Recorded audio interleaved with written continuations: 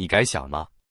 一个曾经象征现代化、城市骄傲、政府名片的地铁，如今成了一个巨大的吞钱黑洞。最新的财报摆在那儿，深圳地铁集团仅仅半年就亏了33.61亿元，数字冷冰冰，可放在任何家庭、任何普通人头上，那都是天文数字。更讽刺的是，这样的亏损不是深圳一城独有，而是全国普遍现象。在29个开通地铁的城市里，扣除政府补贴之后，竟然有26个城市在亏损。换句话说，中国地铁几乎全军覆没。8月22日晚，深圳市地铁集团有限公司发布了2025年半年度报告，数字触目惊心。上半年营收72.84亿元，同比下降21.67%，规模净利润亏损33.61亿元。截至6月末，负债高达4796.2亿元，资产负债率超过60%。要知道，去年全年深铁集团亏了334.61亿元，那是一个足以载入地铁史的惊悚记录。今年看似亏损收窄了4个多亿，但这点改进在庞大的亏损黑洞面前，连一个水花都算不上。如果说地铁是城市的血管，那么现在的深圳地铁就是出血不止的血管，流动的不是客流，而是一个个巨额资金缺口。深铁集团的主营业务分为2大块：一、地铁及铁路运营；二、站成一体化开发及地铁加地产模式。看似2条腿走路，实际上都在瘸着。地铁运营方面，上半年收入55.92亿元，同比增长16.34%，看似漂亮，但成本呢？高达68.6亿元，收支缺口12.68亿元，收入越高，亏得越多。这就是中国地铁的真实逻辑，它天生就是一个低票价、高成本的陷阱。另一头的房地产开发本来是深铁最重要的输血机，但如今房地产市场一片惨淡。2025年上半年，这块业务收入暴跌63%，只剩16.25亿元，收入占比从50%以上直接掉到22.3%，毛利率从2021年的近80%暴跌到36%。这是怎么形容？就是一棵摇钱树硬生生被砍成了枯木。更雪上加霜的是，深铁集团当年豪赌万科，如今彻底成了烫手山芋。2017年，深铁花了664亿元，成为万科第1大股东。2025年，万科半年亏损119.5亿元，市值缩水到800多亿元，只剩巅峰时期的1/5。结果呢？深铁还得反过来养万科，光今年上半年就借给万科238.8亿元续命。除此之外，还接盘了22.35亿元的深圳湾超级总部基地项目，又拿出10亿元去认购万科旗下 rights。你能想象吗？自己血流不止，还要把仅剩的一点血输给别人。深铁不是地铁公司，而是被困在地产泥潭里的冤大头。深圳不是个例，全国几乎所有地铁都陷入了这种赔钱怪圈。北京地铁2024年亏损241.04亿元，日均亏损6600万元，票价收入只能覆盖运营成本的14.5%。广州地铁票务收入覆盖率不到30%。昆明地铁2022年营收6.29亿元，成本15.59亿元，全靠政府补贴9.75亿元，才勉强盈利8000万。这就是所谓的地铁经济建的时候花天文数字，运营的时候拼命烧钱，补贴不到位就直接躺平。据统计，在24个披露数据的地铁城市中，18个城市对政府补贴的依赖度超过100%。什么意思？就是没有补贴，不仅活不下去，连最基本的账都对不上。重庆、西安、郑州、苏州这些城市的地铁公司几乎完全靠政府输血维持。杭州、重庆和郑州，2022年拿到的补贴分别是94.69亿元、85.29亿元和75.68亿元。要知道，这些钱本可以用在教育、医疗、社保，可是最后统统砸进了地铁黑洞。为什么地铁越跑越亏？根本原因在于票价太低。以深圳为例，单程均价4.3元，2024年日均客流803万人次，全国第一。看上去很热闹，但票务收入只有130亿元，而运营成本是180亿元，缺口50亿。哪怕客流翻3倍，依然填不满这个天坑。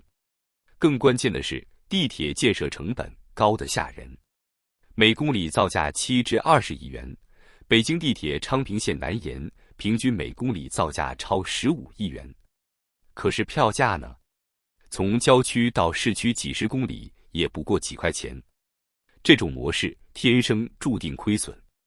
政府想靠轨道加物业来反哺，但当房地产也死掉的时候，整个逻辑彻底坍塌。有人说地铁是城市的面子工程，但今天这个面子正在吞噬里子。现实是残酷的，全国26个城市地铁公司亏损，背后唯一的支撑就是地方政府的财政补贴。2022年，杭州、重庆、郑州3城补贴总额接近260亿元。2024年，北京地铁财政补贴超过200亿元。2025年上半年，深圳财政已投入超过70亿元补贴地铁。这些钱从哪儿来？财政。可是财政本身呢？已经穷得叮当响。据财政部数据，2024年全国地方政府债务余额突破41万亿元，而2025年仅上半年新增债务规模就超过3.6万亿元。地方政府不仅没有钱，还在疯狂借债，债务利息像绞索一样套在城市的脖子上。在这种背景下，地铁补贴就像在伤口上不断贴纱布，却永远止不住血。更致命的是，地铁和房地产早已绑在了一起。过去，地铁公司靠轨道加物业的港铁模式回血，修地铁、卖地、盖楼、再卖房，滚雪球一样，地铁越修越多，房地产越卖越快。可现在呢？房地产市场一片废墟，万科半年亏损119.5亿元，市值蒸发到800亿出头。碧桂园已经资不抵债，2025年上半年净亏损96.3亿元。恒大更不用提，早就破产重组。没有人再愿意掏钱买地铁盘，没有楼市的溢价，地铁也就失去了造血机能。